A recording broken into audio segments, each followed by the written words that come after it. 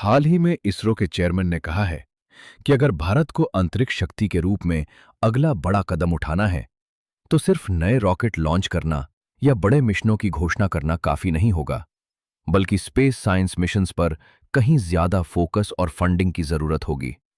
यह बयान ऐसे समय आया है जब भारत गगनयान, भारतीय अंतरिक्ष स्टेशन और भविष्य के चंद्रयान मिशनों जैसे महत्वाकांक्षी कार्यक्रमों पर तेजी से आगे बढ़ रहा है। इन परियोजनाओं पर हजारों करोड़ रुपए खर्च हो रहे हैं और स्वाभाविक रूप से आम नागरिकों के मन में ये सवाल उठ सकता है कि आखिर इतने बड़े निवेश का देश को क्या लाभ मिलेगा। इसी सवाल का जवाब इसरो वैज्ञानिक प्रयोगों के माध्यम से देना चाहता है। अंतरिक्ष में सिर्फ इंसानों को भेजना ही लक्ष्य नहीं है, बल्कि वहां ऐसे साइंस एक्सपेरिमेंट्स करना जरूरी है जो नई तकनीकों, नई खोजों और मानव ज्ञान को आगे बढ़ाएं। यही वजह है कि इसरो अब फंडामेंटल रिसर्च को अपनी भविष्य की रणनीति का केंद्र बनाना चाहता है। इसका दूसरा बड़ा कारण भारत की वैज्ञानिक क्षमता को मजबूत करना है। यदि देश केवल लॉन्च सेवाओं तक सीमित रहता है, तो वह तकनीकी रूप से आगे बढ़ने के बावजूद वैज्ञानिक नेतृत्व हासिल नहीं कर पाएगा।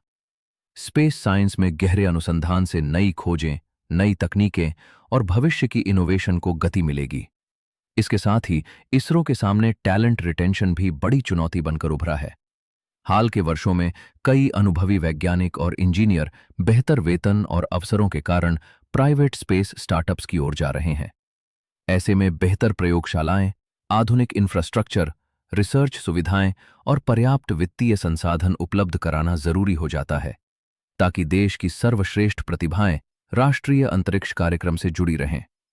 भारत ने 2035 तक अपना स्पेस स्टेशन स्थापित करने और 2040 तक भारतीय अंतरिक्ष यात्री को चंद्रमा पर उतारने का लक्ष्य रखा है। इन लक्ष्यों को हासिल करने के लिए advanced propulsion systems, robotics, cryogenic technology और डीप स्पेस रिसर्च में लगातार निवेश करना होगा। हालांकि केंद्रीय बजट 2026-27 में अंतरिक्ष विभाग को 13,705 करोड़ 63 लाख रुपए से अधिक का आवंटन मिला है, लेकिन यह पिछले वर्ष की तुलना में केवल लगभग 2% की बढ़ोतरी है। दुनिया की प्रमुख अंतरिक्ष एजेंसियों की तुलना में यह बजट अभी भी काफी सीमित माना जाता है। इसलिए इसरो का संदेश स्पष्ट है कि यदि भारत भविष्य में वैश्विक स्पेस पावर बनना चाहता है, तो बड़े मिशनों के साथ साथ मजबूत वैज्ञानिक अनुसंधान, पर्याप्त फंडिंग और दीर्घकालिक निवेश पर भी समान रूप से ध्यान देना होगा।